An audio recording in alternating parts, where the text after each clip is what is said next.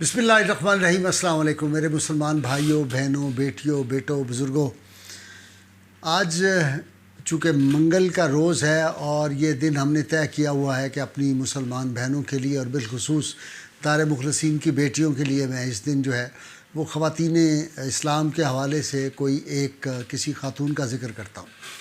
आज मैं उस ख़ातून का ज़िक्र करता हूँ जिसकी वजह से अल्लाह ताला ने, जिसकी पेशानी में वो नूर सआदत लिखा हुआ था, जिसकी वजह से पूरा कबीला और पूरा एक इलाका जो था वो दामन मुस्तफ़ा सल्लल्लाहु अलैहि वसल्लम से वाबस्ता हो गया।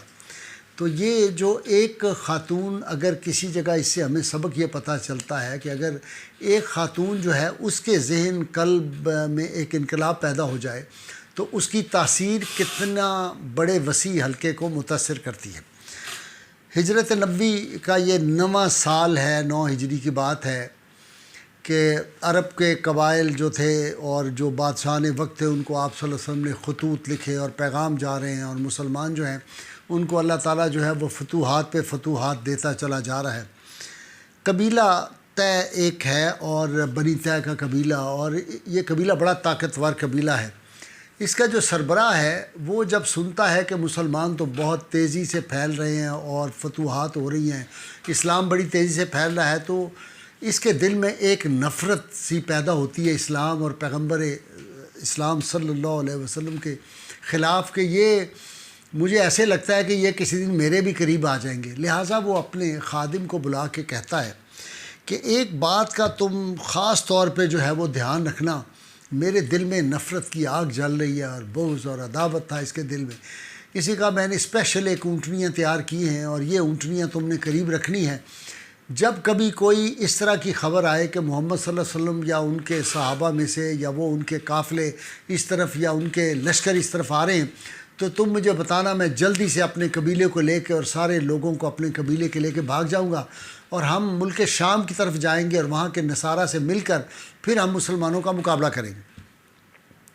एक दिन अचानक इसका खादिम आता है और बड़ी तेज़ी के साथ वो कहता है, जनाब मैंने कुछ घोड़े और ऊँट आते हुए देखे और मुझे लग रहा है कि कोई लश्कर आ रहा है, और उनके हाथ में जो झंडे हैं वो झंडे वही हैं जो हमने लोगों से सुने हैं, पैगम्बर इस्लाम सल्लल्लाहु अलैहि वसल्लम के साथियों के झंडे हैं।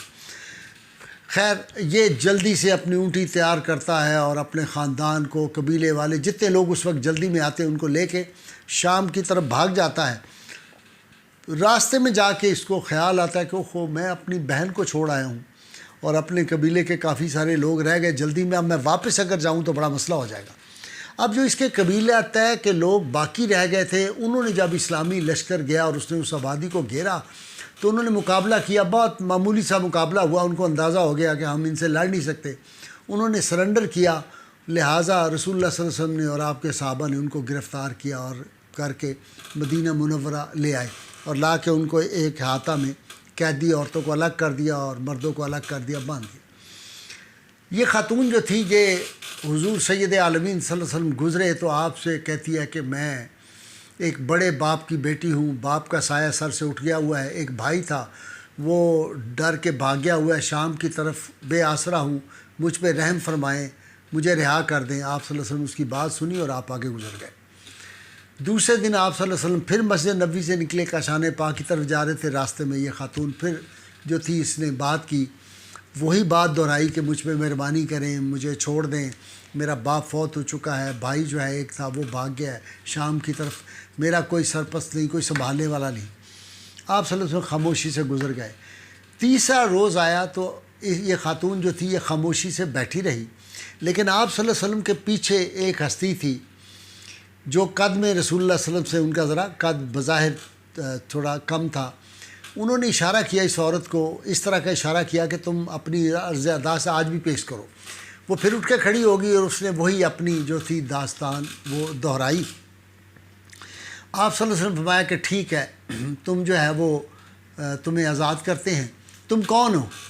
उसने कहा, जी मैं मशहूर जो सखी था हातिम ताई, मैं उसकी बेटी हूँ, और मेरा जो भाई था वो अदी बिन हातिम, वो भाग के, वो सरबराह था हमारे कबीले इलाके का, एक तरह से हमारी बादशाही थी, तो वो भाग के शाम चला गया हुआ है और मैं, तो आप सल्लल्लाहु अलैहि वसल्लम ने कहा ठीक है मैं तुम्हें रिहा करता हूँ, और साथ आप सल्लल्लाहु अलैहि वसल्लम ने उसको सवारी भी अता फरमाई।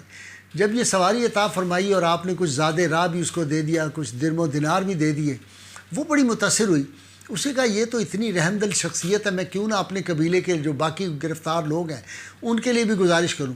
اس نے کہا آپ ایک مہربانی اور فرما دیں۔ آپ نے دریافت فرمایا کیا بات ہے؟ کہنے میرے قبیلے کے جو باقی لوگ ہیں آپ مہربانی کر کے ان کو بھی نہیں رہا کر دیتے؟ آپ مسکرائے اور آپ نے وہاں جاؤ، سارے قبیلے والوں کو بھی لے جاؤ، اور ان کا سارا سامان بھی ساتھ دے دیا۔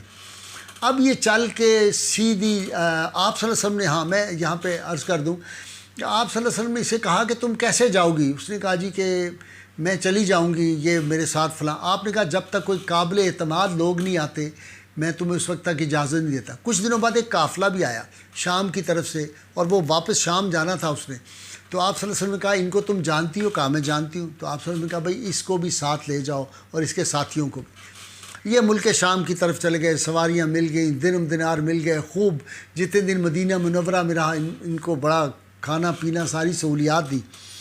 جب یہ شام میں پہنچی تو جاتے ہی اس نے چڑھائی کر دی اپنے بھائی پہ بڑے غصے میں، کہنے لگی کہ تم خود بھاگ گئے، ہمیں تم نے مصیبت میں ڈال دیا، اور یہ تو اللہ کا کرم تھا کہ وہ سچے نبی صلی اللہ علیہ وسلم جو تھے ان کی مہربانی ہے کہ انہوں نے ہمیں چھوڑ دیا، ورنہ تم تو ہمیں مروا چکے تھے۔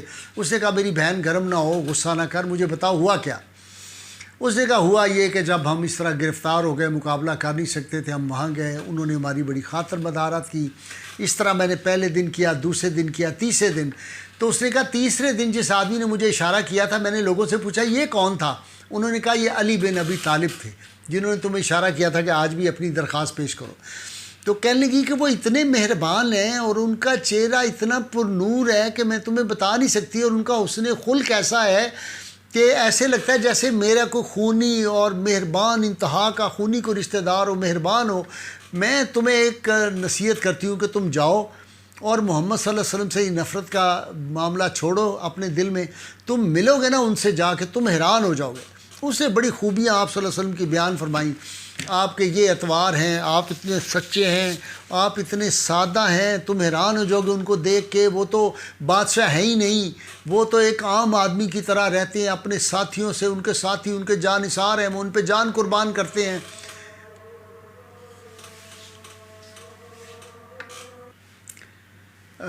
میرے عزیز بھائیوں بہنوں، اذان کا چونکہ اذان شروع ہوگی، قریبی مسجد میں تو وقفہ تھا، دوبارہ ہم وہیں سے شروع کرتے ہیں کہ عدی بن حاتم کی جو بہن تھی اس نے کہا کہ وہ اللہ کے سچے پیغمبر مجھے لگتا ہے، اور تم وہاں چلے جاؤ اور ان کے دین میں داخل ہو جاؤ۔ اگر یہ نہ بھی ہوا، اگر وہ بادشاہ بھی ہے نا تو وہ اتنے مہربان بادشاہ ہیں، تمہیں بڑی عزت دیں گے۔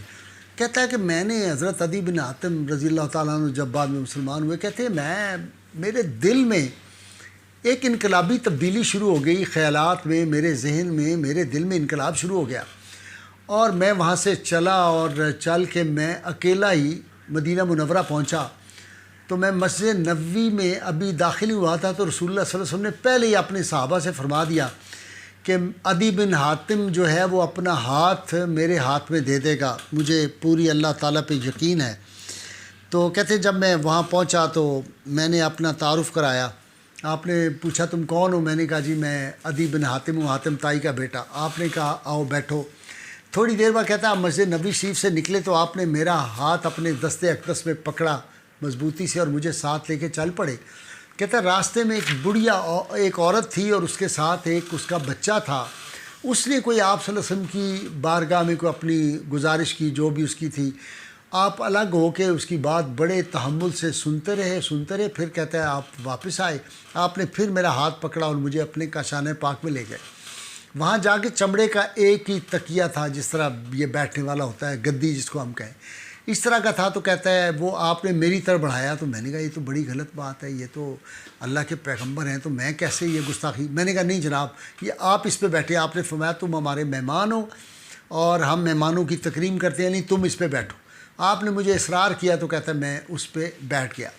پھر آپ صلی اللہ علیہ وسلم نے میری خاطر تواضع کی، جو بھی اس وقت دودھ تھا، جو بھی شربت، اس کو پلایا۔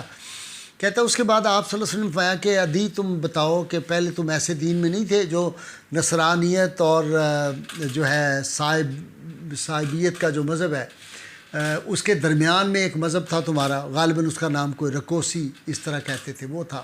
تو میں نے کہا جی یہ ایسی بات ہے۔ تو آپ نے فرمایا تم اپنی جو مال غنیمت تھا اپنی قوم سے اس سے چوتھائی لے لیتے تھے ان سے، اور یہ تمہارے اس مذہب کے مطابق بھی جائز نہیں تھا۔ کہنے لگے جی بالکل یہ اسی طرح ہی بات ہے۔ آپ نے فرمایا تم اس لیے ہچکچا رہے ہو کہ آج مسلمان تعداد میں کم ہیں یا مسلمان جو ہیں وہ مفلس تنگ دست ہیں، لیکن ادھی میں تمہیں بتاؤں اللہ کے فضل و کرم سے وہ وقت آئے گا تم دیکھو گے کہ ایک عورت تنہا جو ہے وہ نکلے گی اپنے وطن سے، اور قادسیہ سے نکل کر مکہ مکرمہ آئے گی، راستے میں اس کو کسی کا خوف، کوئی ڈر نہیں ہوگا، کوئی اس کو چھیڑے گا نہیں، اور وہ اللہ سے ڈرتی ہوگی، اس کے علاوہ کسی سے نہیں ڈرے گی۔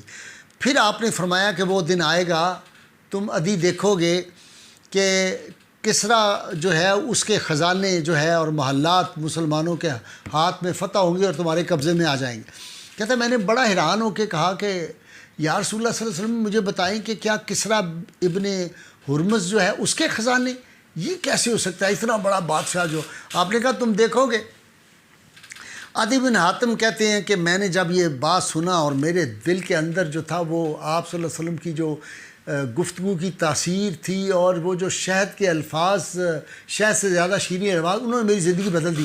میں نے کہا جی مجھے کلمہ پڑھائیں، اور میں نے اشہد ان لا الہ الا اللہ واشہد ان محمد رسول اللہ پڑھ کے میں مسلمان ہو گیا۔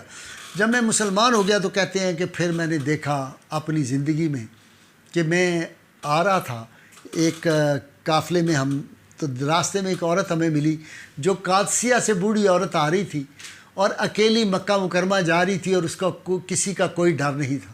پھر کہتے ہیں جب کسریٰ کے خزانے جو تھے اور جب اس کے محلات پہ ہم گئے تو میں پہلے جیش میں تھا، جو فرنٹ پہ پہلا جو گیا تھا مسلمانوں کا جو تھا مجاہدین کا قافلہ، اس میں پہلے اس کے یعنی یونٹ جو تھی، آپ یوں سمجھے فرنٹ یونٹ، اس میں شامل تھا۔ کہتے ہیں وہاں گیا، اور کہتے ہیں کہ پھر تیسری جو تھی آپ صلی اللہ علیہ وسلم جو پیش گوئی فرمائی تھی، آپ کا وصال پاک ہو گیا، لیکن کہتے ہیں کہ پھر میں نے عمر بن عبدالعزیز کے دور میں دیکھا کہ آپ صلی اللہ علیہ وسلم جو فرمایا تھا نا کہ وہ وقت آئے گا ادھی تم دیکھو گے زکوٰۃ خیرات دینے والے نکلیں گے، لینے والا کوئی نہیں ہوگا۔ کہتے ہیں میں نے دیکھا کہ آپ صلی اللہ علیہ وسلم کے وصال پاک کے بعد عمر بن عبدالعزیز کے دور میں یہ پیش گوئی بھی پوری ہوئی کہ لوگ نکلتے تھے لے کے غریبوں کو مال دینے کے لیے، کوئی غریب نہیں ملتا تھا۔ اتنے خوشحال تھے، اور اتنے خوشحال تھے کہ پرندوں کے لیے بھی جا کے میدان میں اور پہاڑوں پہ غذا رکھ دی جاتی تھی۔ تو لوگوں نے سوال کیا جناب عمر بن عبدالعزیز سے، یہ جانوروں کے لیے، درندوں کے لیے اور پرندوں کے لیے کیوں خوراک رکھتے ہیں؟ انہوں نے فرمایا جب یہاں کے پرندے اور یہاں کے جانور کسی دوسرے ملک میں جائیں تو ان کو پتہ ہو کہ مسلمان کی جو اسلامی ریاست ہوتی ہے وہاں پرندوں کا بھی خیال رکھا جاتا ہے، انسان تو انسان، اور وہاں کوئی بھوکا نہیں رہتا۔ یہ ہے اصل اسلامی حکومت۔ اور آج میں نے اپنی بہنوں بیٹیوں آپ کو اس لیے یہ واقعہ سنایا ہے، حضرت عدی بن حاتم رضی اللہ تعالیٰ جلیل القدر صحابی حضور صلی اللہ علیہ وسلم کے، ان کی ہمشیرہ کا، کہ دیکھیے ایک بہن نے صرف بھائی نہیں بدلا، طے قبیلہ کے سارے لوگ جو تھے وہ مسلمان ہو جاتے ہیں۔ تو اگر آج میری بہنیں، میری بیٹیاں، میری بزرگ خواتین، آج اگر آپ صحیح طور پہ اپنے خاندان کو، اپنے بچوں کو، اپنے بھائیوں کو صحیح طور پہ دینی تبلیغ کریں، ان کو اس طرف راغب کریں، آپ کا اپنا ذہن ہو تو آپ کا وجود بھی بابرکت ہو جائے گا اور آپ کے گھروں میں رحمتوں کا نزول بھی ہوگا۔ آج کا میں اپنی بیٹیوں کے لیے یہی جو درس تھا، لیکن ایک بات میری سب سے گزارش ہے، وہ دعائے ضرر آپ نے نہیں بھولنی۔ جن لوگوں نے، ظالموں نے جو تھی مسجد وزیر خان اور مسجد بادشاہی مسجد اور غوثیہ مسجد مسلم ٹاؤن کی بے حرمتی کی ہے، وہ لوگ ظالم، مجرم اور ان کے ساتھی، ان کا ساتھ دینے والے، ان سے ہمدردی کرنے والے لوگ جو ہیں، یہ اللہ کے غضب کو دعوت دے رہے ہیں۔ دعا کریں اللہ ان کو برباد کرے، ان کی نسلوں کو برباد کرے، ان سب لوگوں کو نشان عبرت بنا دے۔ اور یہ نعرہ جو ہے، جن کا باپ ایک اور ماں نیک ہوتی ہے، میں بار بار کہتا ہوں اور کئی برس سے کہہ رہا ہوں، ان کو یہ نعرہ بہت پسند ہوتا ہے، اور یہ نعرہ لگانا ہے۔ پاکستان اس نعرے کی وجہ سے، اس کی برکت سے ملا تھا، اس کی برکت سے محفوظ رہے گا۔ دو نعرے میری بہنوں نے، بیٹیوں نے یاد رکھنے ہیں۔ اللہ تعالی ہمیں پہلی دعا، اللہ تعالیٰ ہمیں حضور رحمت کونین صلی اللہ علیہ وسلم کی غیر مشروط محبت، لا محدود وفاداری نصیب فرمائے۔ اس کو اپنے سینوں میں کندہ کر لیجئے، لکھ لیجئے، اپنی پیشانی پہ لکھ لیجئے، دل پہ لکھ لیجئے۔ انشاءاللہ تعالیٰ کامیابیاں، کامرانیاں آپ کے قدم چومیں گی، آپ کے دشمن جو ہیں وہ نیست و نابود ہوں گے، خار ہوں گے۔ اور دوسرا وہ نعرہ لگاتے رہنا ہے ہم نے، پاکستان کا مطلب کیا؟ لا الہ الا اللہ محمد رسول اللہ صلی اللہ علیہ وآلہ وسلم۔